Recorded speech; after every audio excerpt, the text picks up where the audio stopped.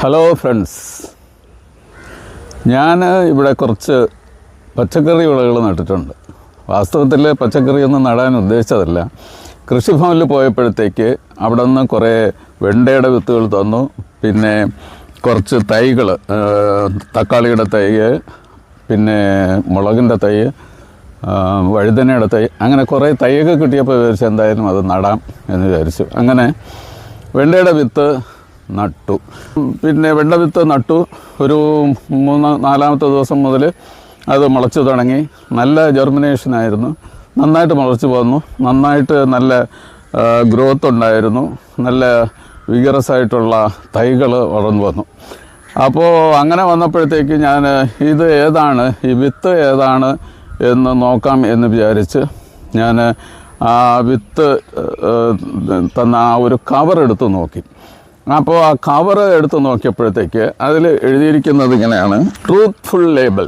അത് ഓപ്പാൽ ഗ്രീൻ. അപ്പോൾ ഈ വിത്ത്, നമ്മളിങ്ങനെയുള്ള ഒരു വിത്ത് കാണുമ്പോൾ നമ്മൾ മനസ്സിലാക്കേണ്ട ഒരു കാര്യം, ഇത് ഒരു പ്രൈവറ്റ് ഏജൻസി. നമുക്കറിയാം, ഇപ്പോൾ വിത്ത് ഉൽപ്പാദനവും വിപണനവും ഒക്കെ ഒരു വലിയ വ്യവസായമാണ്, ഒരു വലിയ ഇൻഡസ്ട്രിയാണ്. അപ്പോൾ നമ്മളെ സംബന്ധിച്ചിടത്തോളം, കൃഷിക്കാരെ സംബന്ധിച്ചിടത്തോളം, നമുക്ക് കിട്ടുന്ന വിത്ത് നല്ലതാണോ എന്നുള്ളതാണ് വിഷയം. നിയമപ്രകാരം, സീഡ് ആക്ട് പ്രകാരം 1966 വിത്ത് നിയമം അനുസരിച്ച് ഉള്ള ഒരു കാര്യമാണ്. അതായത് ഇങ്ങനെയുള്ള സ്വകാര്യ സ്ഥാപനങ്ങൾ വിത്ത് ഉൽപ്പാദിപ്പിച്ച് വിൽക്കുമ്പോഴത്തേക്ക് അതിന് ഇങ്ങനെയുള്ള ഒരു ലേബലോട് കൂടി വിൽക്കണം. ഈ ലേബലെന്ന് പറയുമ്പം അതിൽ കാര്യമുണ്ട്. ഇങ്ങനെ ഒരു ലേബലോടെ കൊടുക്കണമെന്നുണ്ടെങ്കിൽ ആ വിത്തിന് ഒരു മിനിമം സ്റ്റാൻഡേർഡ് ഉണ്ടാവണം. മിനിമം ആയിട്ടുള്ള ഏറ്റവും കുറഞ്ഞ യോഗ്യതയെങ്കിലും അതിന് ഉണ്ടാകണം. 65% എങ്കിലും അത് മുളയ്ക്കണം.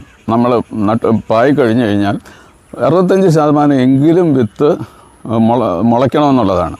ഇവിടെ ഈ വിത്താണെന്നുണ്ടെങ്കിൽ ഒരു 95% കൂടുതൽ വിത്ത് മുളച്ചു എന്ന് പറയാം. അത്രയ്ക്ക് നല്ല ജെർമിനേഷനായിരുന്നു. ജെർമിനേഷൻ നല്ലതാണ്. പിന്നെ വേറെ എഴുതിയിരിക്കുന്ന കാര്യം, പ്യൂരിറ്റി. വിത്തിൽ ശുദ്ധത വേണം. അത് 2 തരത്തിലുള്ള ശുദ്ധതയാണ്. ഫിസിക്കൽ പ്യൂരിറ്റിയും ഉണ്ട്, അതുപോലെ തന്നെ ജനറ്റിക് പ്യൂരിറ്റി. അതുകൊണ്ട് വിത്ത് വാങ്ങുമ്പോൾ ഒരു കാര്യം പ്രത്യേകം ശ്രദ്ധിക്കുക: ലേബലുള്ള വിത്തുകൾ വാങ്ങുക. ഒന്നുകിൽ ട്രൂത്ത്ഫുൾ ലേബലുള്ളത്, അല്ലെങ്കിൽ സർട്ടിഫൈഡ് സീഡ് എന്നുള്ള ലേബലുള്ള വിത്തുകൾ വാങ്ങി ഉപയോഗിക്കുക. ഈ പ്രോഗ്രാം അല്ലെങ്കിൽ ഈ കാര്യങ്ങൾ നിങ്ങൾക്കൊക്കെ പ്രയോജനകരമായിരുന്നു എന്ന് ഞാൻ വിശ്വസിക്കുന്നു. നിങ്ങൾക്ക് ഈ വീഡിയോ ഇഷ്ടപ്പെട്ടുവെങ്കിൽ ലൈക്ക് ചെയ്യുക, സബ്സ്ക്രൈബ് ചെയ്യുക, ഷെയർ ചെയ്യുക.